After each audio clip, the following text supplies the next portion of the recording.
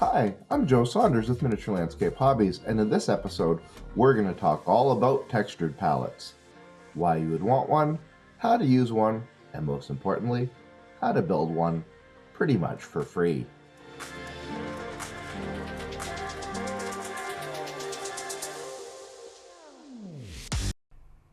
Miniature Landscape Hobbies is proudly supported by these sponsors. A long time ago, someone figured out you could wipe most of the paint off a brush and use light pressure to transfer the pigment to only specific high points on their subject, or to build gradients on your chosen surface. Of course, this technique became known as dry brushing. Dry brushing is indispensable for painters who have to exaggerate textures on large surfaces. As techniques for terrain go, I figure I dry brush more than I actually use regular paint strokes. But dry brushing, for all its utility, has limitations. The results can be hard to control, considering paint consistency, brush pressure, and a whole host of other variables have to be taken into account. I think because of this, we have all had an unpleasant chalky surface here and there on our work. For this reason, dry brushing has classically been a bit of a second-tier option compared to the various layering techniques that most people consider more desirable. Now, I do know a few people that can dry brush as well as they apply acrylic layers, but I think for most of us, we just don't have the skill. Then a couple years back, something happened. Something wonderful. Acrylic paint technology started bounding ahead with a series of innovations that we're still seeing in 2024. Chief among these had to be the launch of Citadel Contrast, Army Painter Speed Paints, Vallejo Color Express, and other Zenithal painting products. These paints, that really tint the underlying color gradients, can do the work of 3 to 4 layers with just one coat. And when combined with regular acrylics, you can blend spectacularly with them. It's precisely these qualities that have thrust dry brushing back into the miniature painting spotlight. Why? Well, for most painters, dry brushing shades of gray and white is the most expedient way to build the zenithal underpainting that these amazing paints require. Now, it has been pointed out to me that you can also use an airbrush or even do traditional layering to put down the underpainting, and you can use more than just grays and whites, too. I know this well, and I tend to use a hybrid approach on my own work. But you can't deny the fact that most people are going to need to rely on their dry brushing skills to get the best results from zenithal paints. Fortunately for everyone, though, this renewed interest in dry brushing has spawned all sorts of tutorials and innovations that have been covered all over YouTube, including by me. But in the end, it all boils down to this. If you want nice, smooth dry brush work, you need to do the following. First, practice the flicking motion and brush pressure you need. This can only be learned through experience. Second, moisten your bristles slightly. Don't, however, thin the paint. Third, don't remove the excess paint from your brush with paper towel, as this destroys the delicate balance of moisture in your bristles and results in the dreaded chalky finish. The third point is where we pick up our focus for this episode. Paper towels are too porous to unload excess paint from your brush. What you need is a specialized palette that has a ton of texture to draw the paint out of your bristles, without wicking the moisture out. What you need is a textured palette. A textured palette isn't a piece of high technology. It's just a rough surface that is not too porous for you to unload excess paint from your brush. There are products starting to show up in stores out there for this. But why spend your money on things other than new miniatures? You can just as easily build your own, and it takes mere minutes to do. Some people raid their bits box and glue down lots of spare parts to form the surface of their textured palette. This works well, but honestly seems like a lot of effort. And I need my spares for conversions. What I suggest is far simpler. Dirt simple. That is, because it uses dirt. Well, sand, anyway. Most serious miniature enthusiasts have a mix of sand, railway talus, and possibly even clean kitty litter lying around to texture their bases. This stuff is all really cheap, bordering on free, and this is what you need to build your own palette, so we can start dry brushing in style.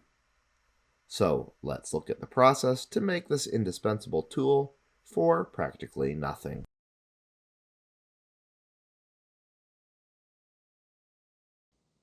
Miniature Landscape Hobbies is committed to bringing its viewers the best in miniature building content. I would really appreciate it if you would consider helping the channel in one of two ways. The first way is to leave a one-time donation by making a super thanks comment. The other is by considering joining our Patreon. Our Patreon community is growing all the time, and it offers tons of perks. Thanks for your time, and now back to the episode. The materials we need for this project are really basic. First is a quantity of different types of grit and sand. I use just what I keep on hand for regular basing, which is a mix of about 80% sandbox sand to 20% non-clumping kitty litter, and sometimes I throw whatever spare railway talus in it that I have lying around. It's also good to have a box to keep all this work contained. Next, you need a wood plank or other type of solid material to form the platform of the palette. I use wooden planks from the dollar store, but you could even use a nice piece of firm cardboard if you want. Next, get some Mod Podge or white glue. Either is fine.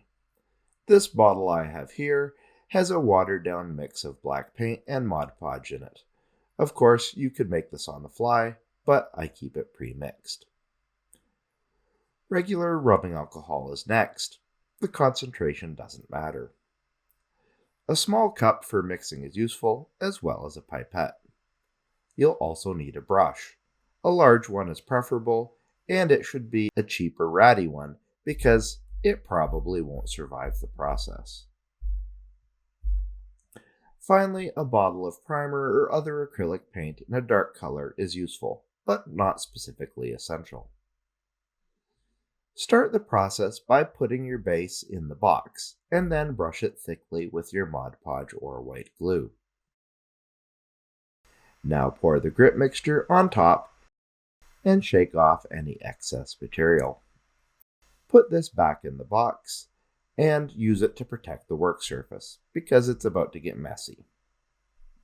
Using the mixing cup, combine water, black paint, and Mod Podge or white glue in it until it flows. As I said, I keep this pre-mixed, but you don't have to. Add a portion of rubbing alcohol to this to make it very thin, and then just mix it all together. Now use the pipette to add the mix on the grit, or you can just pour it over the palette surface if it's too large. The rubbing alcohol helps the adhesive penetrate the grit to make a strong bond. Now you can leave this to dry overnight. After everything is dry, you can take some paint or primer and paint it over the grit to seal it and make the palette uniform in color. This is really just kind of cosmetic though, so you can skip this part if you want.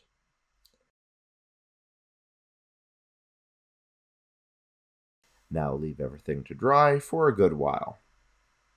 When it's ready, you'll have a very rough surface with lots of textures on it. To use the textured palette, I suggest you moisten your brush slightly with a piece of damp packing sponge. I'll put a link up for you to show you how you can build this yourself. Next, get your chosen paint and load your brush. Now that it's loaded, you can flick the brush over the palette without fear of draining the moisture in the bristles. When you have the paint unloaded to the desired point, you can go ahead and begin dry brushing the model. Of course, when this is done, you can move on to the speed paints or your other chosen products with minimal fear of the chalky effect you get from paper towel.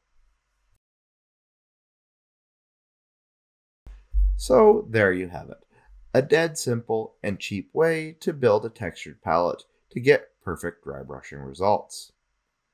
Most of my regular viewers will recognize the process is the same as basing models or terrain when you're using the rubbing alcohol method, which of course it pretty much is. So go ahead and build your own texture palette so you can save your money for more toy soldiers or whatever your miniature of choice might be. But most importantly, enjoy your textured palette in order to get the perfect smooth brushed on paint look that you want, and which will make your work that much more awesome. If you'd like to learn how to use packing sponge to make other tools for dry brushing, please watch this video, or consider watching this other video instead. Thanks for watching, and as always, remember to keep building life in miniature.